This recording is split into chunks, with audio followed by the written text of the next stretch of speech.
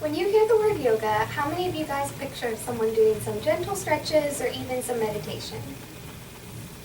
That's what I used to think too before my first yoga class. I was soon surprised when I realized that it was actually a great workout.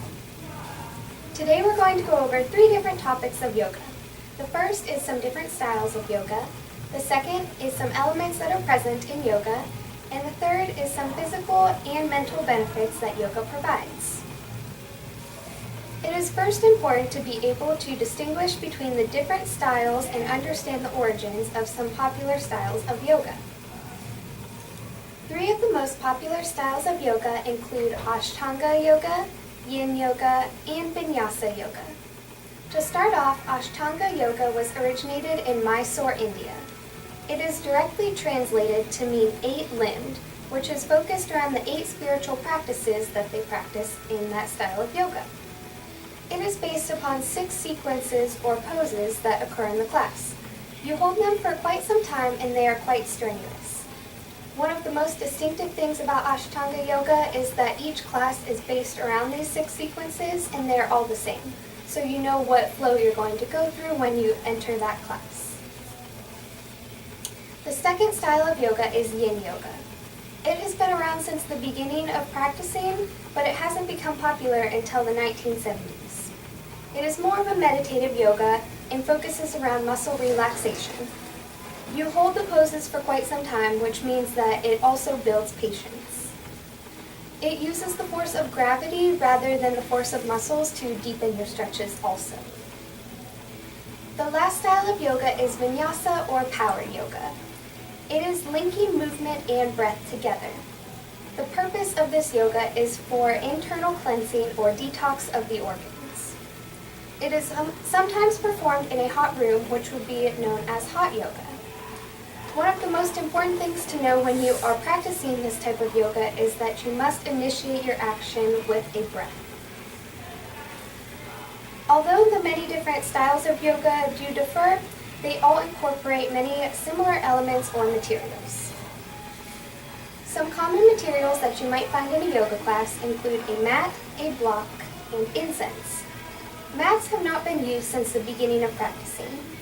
A student named Angela Farmer had a medical condition where she didn't sweat on her palms or the soles of her feet. This meant when she was practicing on the hardwood floor, she didn't have any traction in her poses.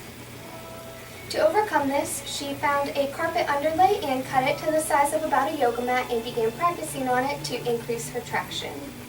Then it became popular and everyone else wanted one to aid in their poses. The mat helps the student focus on flexibility rather than strength in their poses, because if you're trying to hold yourself up in a pose, you're using your muscles, but if you allow the mat to do some of the work and hold you in place, you can deepen your stretches and increase your flexibility. It also provides you a personal space to practice and can be personalized by choosing different colors or different patterns. Here I have a yoga mat, and they're all about the same size. You can get extra long or even get different thicknesses. The next element you might find in a yoga class is a yoga block, which would be used to assist you in your poses. Although it's not required, it can be very helpful, especially to people who have injuries or are extremely tight. Here I have a yoga block, and there's no correct side to place it on. You can adjust it depending on how high you need it off the ground. So if you're in a pose and you can't reach the floor, you might place it up and then put your hand on it. That way you have support. The final element used is incense, and it is used to purify the air and have a calming effect. It releases positive impulses in the brain, and then that becomes the conditioned response after you attend yoga for quite some time. When you walk in the room and smell the incense, your brain is conditioned to feel calm and have positive impulses. Not only is it important to understand the different styles and materials, but you gain a lot of knowledge from knowing the benefits of yoga as well. Yoga provides many positive effects on the mind and the body. The first being that it increases circulation.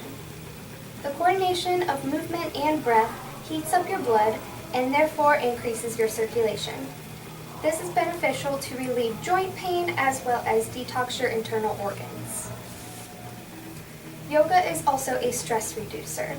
It has a calming effect on the mind and the body because the cycle of inhalations and exhalations calm you down. It helps bring you into the present moment so that you are not too worried about things that might have happened about the past or worrying about events that might happen in the future. Finally, it strengthens and lengthens your muscles.